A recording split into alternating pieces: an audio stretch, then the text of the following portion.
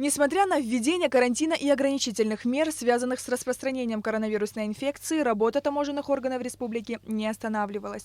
Ввоз и вывоз товаров продолжался. Более того, в целях достижения положительных результатов со стороны ГТК контроль был усилен. Так, за 7 месяцев текущего года товарооборот составил 13 миллиардов 823 миллиона рублей, при плане 15 миллиардов 897 миллионов. Импорт за этот период составил 10 миллиардов 54 миллиона рублей, экспорт составил 3 миллиарда 768 миллионов рублей. Товарооборот за 7 месяцев 2020 года на 2 миллиарда меньше плановых цифр, однако фактически импорт и экспорт на уровне аналогичного периода 2019 года.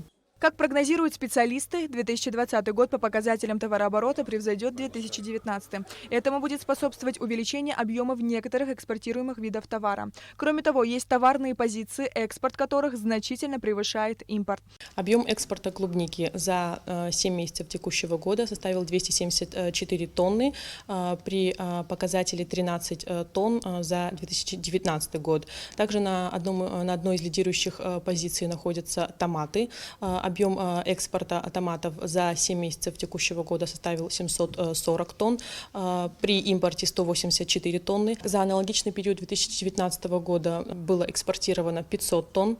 Нужно отметить, что уровень экспорта ореха за 7 месяцев 2020 года уже сравнялся с показателями годового периода предыдущего года и составляет около 364 тонн. А в 2019 году экспорт ореха за 7 месяцев составлял 13 тонн. Что касается таможенных платежей, осуществляемых при импорте и экспорте, то за 7 месяцев текущего года общая сумма начислений составила 938 миллионов рублей, при плане 1 миллиард 107 миллионов. Сюда входят начисления по акцизному налогу, сборы за импорт, платежи по налогу на добавленную стоимость от ввозимых товаров.